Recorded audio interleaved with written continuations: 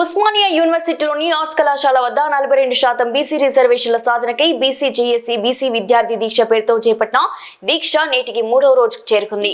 3వ రోజు దీక్షకు మహాజనసేన పార్టీ వ్యవస్థాపక అధ్యక్షుడు తీగల ప్రదీప్ గౌడ్ హాజరై సంఘీభావం ప్రకటించారు. ప్రదీప్ గౌడ్ మాట్లాడుతూ బీసీ రిజర్వేషన్ల సాధన కొరకు బీసీ జాక్గా ఏర్పడి అక్టోబర్ 18న బంద్కు పిలుపునిచ్చిన బీసీ జాక్ నాయకులు నేడు ఎక్కడికి పోయారని ప్రశ్నించారు. రిజర్వేషన్లు సాధించడానికి బీసీ జాక్ ఏర్పడిన ఆ నలుగురు నాయకులు బంద్ అయిన మరుసటి రోజు నుంచి ఎక్కడికి వెళ్లారని మండిపడ్డారు. బంద్కు పిలుపునిచ్చిన బీసీ జాక్ నాయకులు ఆ ప్రయోజనాలు నెరవేర్చకపోగా ఒక్కొక్కరు ఒక్కొక్క రాజకీయ పార్టీ గూటికి చేరారని ఎద్దేవా చేశారు. బీసీ జాక్ నాయకులు తెలంగాణ ప్రజలకు క్షమాపణ చెప్పాలని డిమాండ్ చేశారు.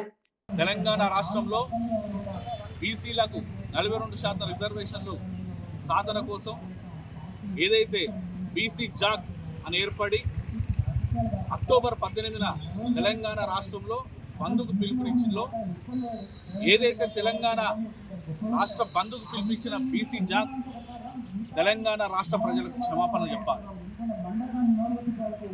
తెలంగాణ రాష్ట్ర ప్రజలకు బీసీ జాక్ ఖచ్చితంగా క్షమాపణ చెప్పాలి.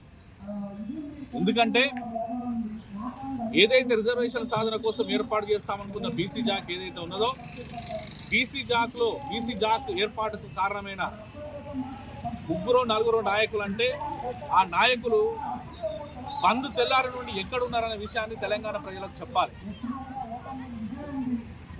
తెలంగాణ రాష్ట్ర బంద్కు పిలిపినడం అంటే సబ్బండ వర్గాల సంపదను తెలంగాణ రాష్ట్రంలో ఉన్న సబ్బండ వర్గాల వారి యొక్క దినసరి ఆదాయాన్ని కొలగొట్టిన వాళ్ళం అయినా మన ప్రజల సంపదను మనమే అడ్డుకున్న వాళ్ళం అయినాం. ఏ ప్రయోజనాలు కోరైతే మనం బీసీ జాక్ బంద్ పిలుపునిచ్చిందో ఆ ప్రయోజనాలు నెరవేర్చకపోగా ఈరోజు ఒక్కొక్క రాజకీయ పక్షాల గూటికి చేరిపోయింది. ఈరోజు ఏ రాజకీయ పార్టీని విమర్శిస్తే మేము ప్రయోజనాలు కలుగుతాయని చెప్పి కోరుకోవట్లేదు. అలా అని చెప్పి ఏ రాజకీయ పార్టీకి వత్తాసు పలకద్దు అని చెప్పేసి స్వచ్ఛందంగా కోరుకుంటున్నాం.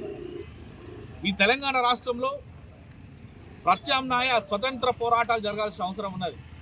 రాజకీయ పార్టీలకు సంబంధం లేని బీసీ ఉద్యమం అనేది నిర్మాణం కావాల్సిన అవసరం ఉన్నది.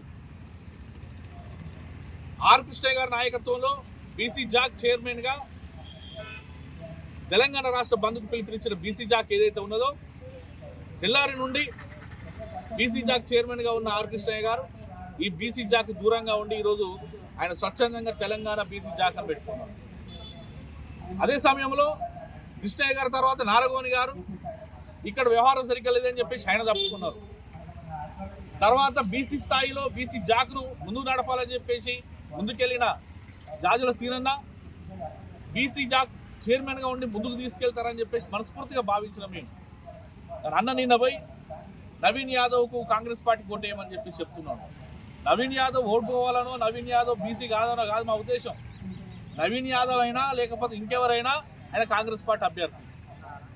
కాంగ్రెస్ పార్టీ అభ్యర్థికి కనుక మనం ఇక్కడ బీసీ జాక్ రూపంలోనో లేకపోతే బీసీ సంక్షేమ సంఘ రూపంలోనో జాజుల సీనన్న గౌడ్ రూపంలోనో కనుక మద్దతు ఇస్తే రేపు బీసీ జాక్ ఆధ్వర్యంలో బీజేపీ దగ్గరకో బీజేపీ పెద్దల దగ్గరకో వెళ్ళి గెలవాల్సి వచ్చినప్పుడు మేము చేసిన వీళ్ళు కాంగ్రెస్ పార్టీకి అమ్ముడు పోయేటోళ్ళనో కాంగ్రెస్ పార్టీకి మద్దతు ఇచ్చేటోళ్ళో అని చెప్పేసి అవమానంగా చూసే అవకాశం ఉంటుంది, అవమానించే అవకాశాలు ఎక్కువ ఉంటుంది.